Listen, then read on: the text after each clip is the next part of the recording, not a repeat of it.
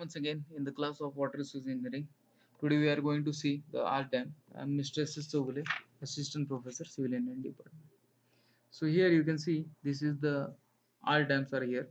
So basically in R dam the forces or loads are transferred to the uh, abutments or bases by the arch action only. So here you can see it is having the curvature in shape like arch, and it is transferring the load to these two sides as well as at the base.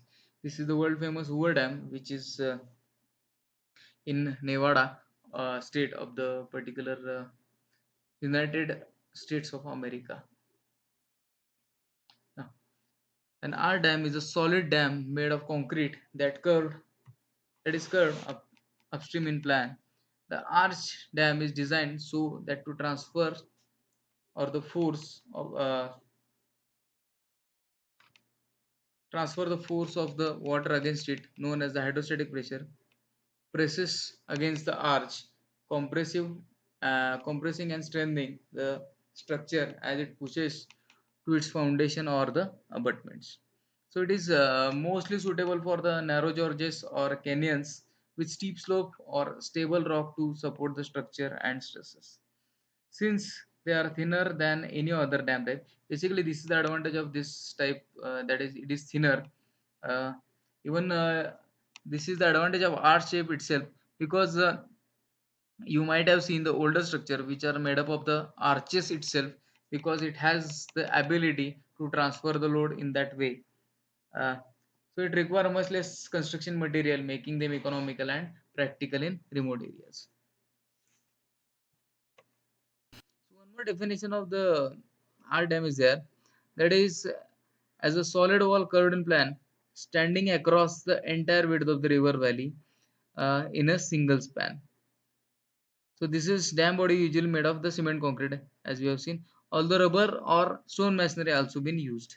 So this wall will structurally behave partly as a cantilever retaining wall standing from its base, and partly the load will transferred to the two ends of the arch spanned by horizontal arch action. The arch load will thus be transferred to the side of the walls of the canyon, which must be strong, stable, and rocky.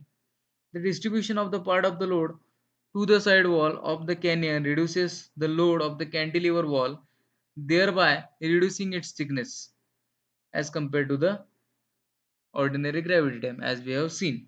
And this is the only benefit we derive from the R dam in compared to the gravity dam.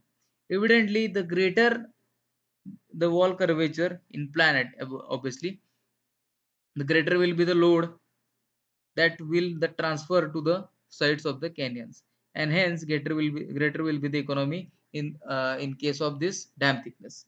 This economy of dam thickness can be further increased by considerably making the dam body not only curved in plan but also curved in section also. Such a non-vertical dam is known as the double curvature arch dam or the shell arch dam, because such dams are designed in shell structure. Such three-dimensional designs are quite complex and are taught at higher level of the engineering only. Since the design and the construction of art dam is very much complicated, requires extremely skill for erecting shuttering in the field.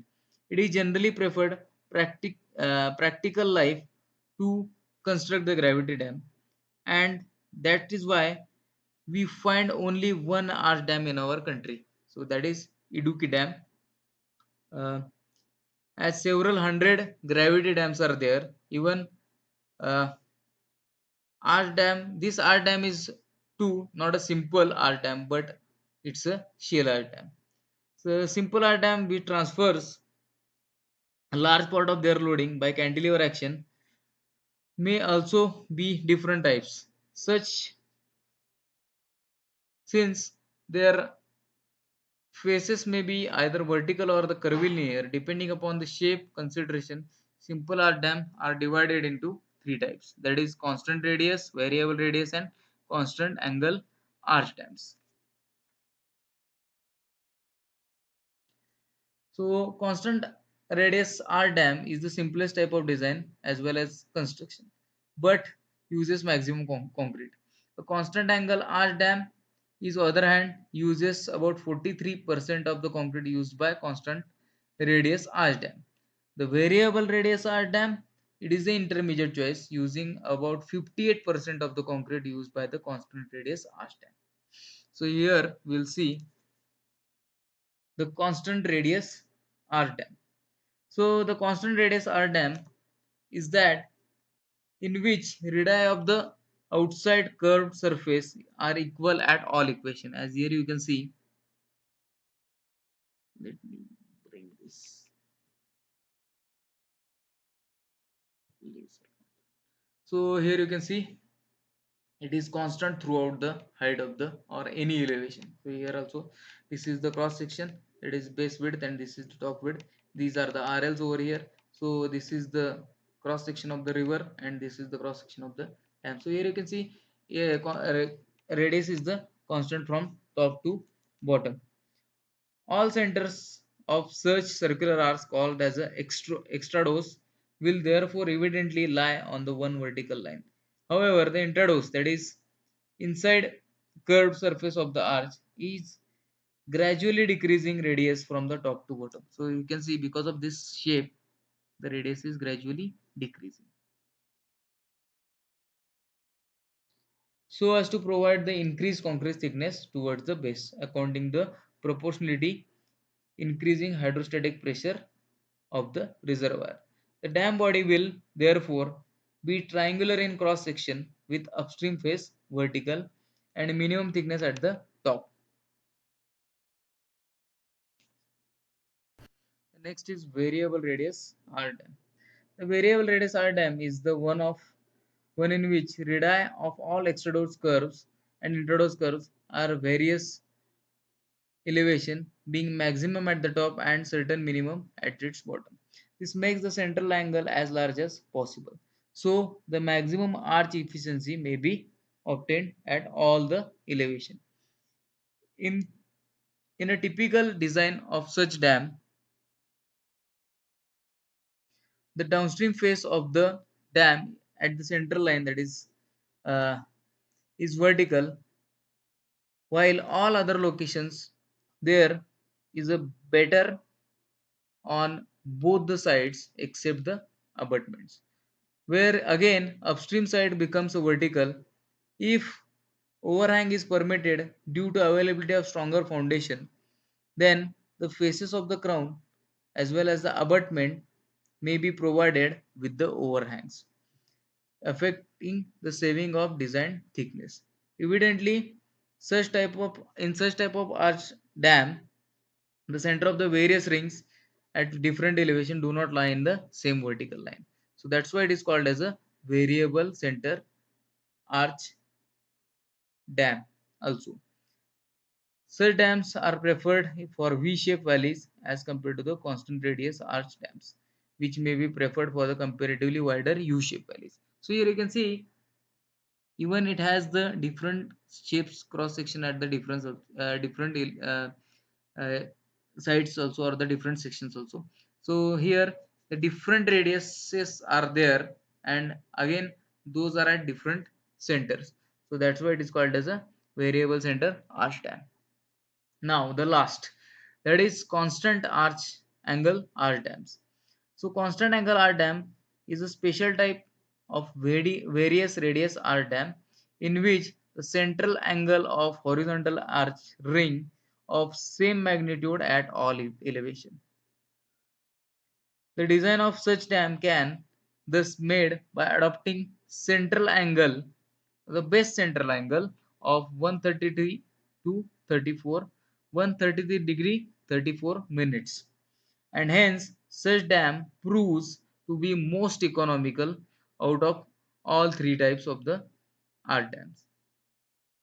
So however, the design of such dam usually involves the providing overhangs of abutments which require stronger foundation, and hence such type cannot be used where the foundation is weak.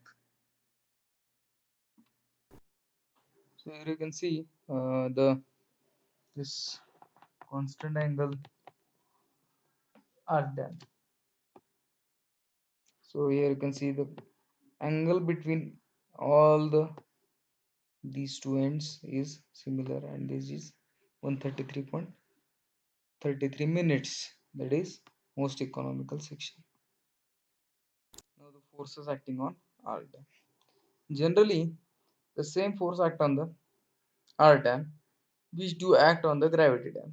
These forces are: first is the water pressure, then uplift pressure, earthquake forces, then silt pressure, wave pressure, ice pressure as discussed in the gravity dam. However, the relative importance of the forces is different in case of arc dam as compared to the gravity dam. For example, the uplift pressure of the earth dam is small and is generally neglected because we are having small surface, so this can be neglected because of the narrow base of its body. On the other hand, the stresses caused by ice temperature changes or yield of support, that is abutment, are generally become quite important in case of arc dam and hence must be thoroughly examined. Whereas the ice pressure is applicable in cold countries causes continuous concentrated load along the arch element at the elevation of the ice. The internal stresses caused by the temperature changes move the dam upstream during the summer and downstream during the winter. Hence, the low water temperature becomes quite important in stress analysis. Since these stresses act addictive additive to the reservoir water pressure. Moreover, even the slight yield in abutment due to transfer of load by arch action may cause high internal stresses in the arch and should therefore be prudently accounted for. So this is about the forces in arch dam, and basically the forces has been transferred by the arch action itself. So the analysis of also can be done, and load has been transferred mostly to the this particularly uh, abutments itself. So that's why that becomes the analyze those things can be analyzed in that way. Now the design of arch dam. So the design of arch dam can be uh, done by these three methods, that is thin cylinder theory, then the theory of elastic arches, and the trial load method. So basically, uh, we are not falling into all these details because they are not a part of our this syllabus. So that is all for today's lecture. Thank you.